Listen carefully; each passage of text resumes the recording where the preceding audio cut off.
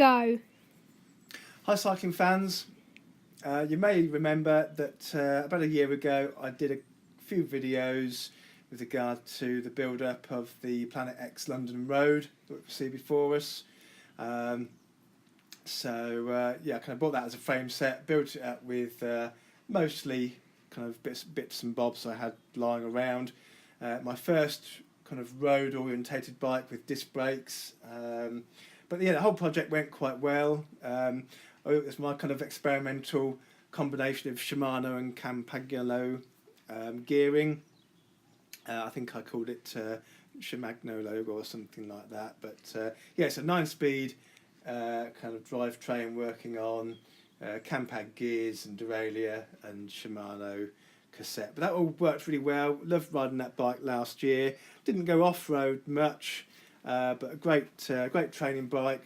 You can see the chunky tyres, really comfortable. Not as light as a road bike, but yeah, it was quite zippy once it was up to speed. So, but of course, I kind of got that. That was I think that was a Christmas sale year before from Planet X, and of course I kept going back to the Planet X website. They're renowned for doing kind of great value for money bikes, and they have some crazy sales from time to time. So that bike, as you can see, is aluminium. And I had my eye on thinking, well, what bike would I buy next if I had the opportunity? So maybe something disc brakes and carbon fibre. And then Planet X, what do they go and do? I think they call it their Fibonacci sale. So I was just looking at that a few months back. And they hooked me in. They lured me in with one of their crazy sales. So what did I go and do? I went and got the Vina DCX Super Prestige. There's a snappy title for a bike if ever there was one. So it's more of a cyclocross specific bike. I'm not really into cyclocross, but yeah, I kind of like the disc brakes, and I guess you could say it's an upgrade, being carbon fibre rather than aluminium. Vina is a traditional Italian cycling brand. They went bust, I think, 2, 3, 4 years ago, and Planet X, as they tend to do, acquired the name, and now just do put some of their bikes out branded as Vina. The bike doesn't actually say where it's manufactured. It has some Italian references, little flags, and around the bottom bracket it says Produzione Italiana Vina. There's no way they can make that bike frame in Italy for the price. I think it was just over £400 sterling in the sale. I guess what is important is the actual quality of the construction. So whether it's made in Taiwan or even China, I guess possibly, then yeah, I've been quite happy with the look of the construction from what I see. I'm no composites expert, but there's quite a bit of stuff out on the internet with regard to construction techniques, and I guess more importantly problems with production and faults that can occur. As a slight aside, there's a really interesting Australian guy.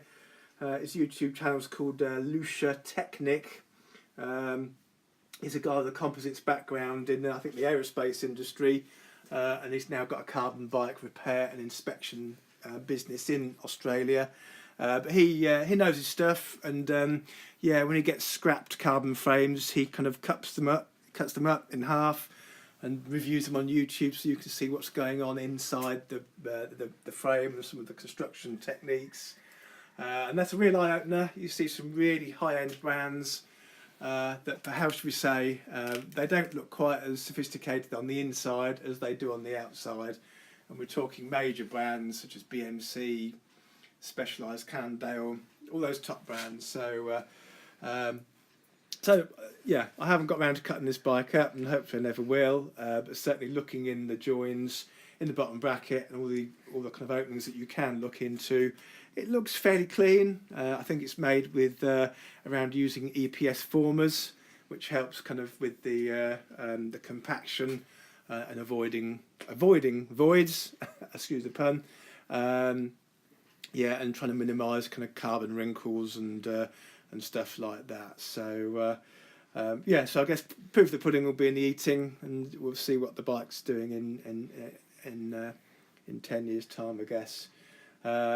So I'll put a few vids out as we kind of build the bike up. We'll just quickly run through a few kind of highlights, I guess. So bottom bracket, yeah, traditional British BSA threaded bottom bracket. I guess hopefully that'll be kind of squeak free and give you a wide choice of bottom bracket systems. It's my first bike with thru axles, so I had to get my aged brain around that, so that's kind of cool.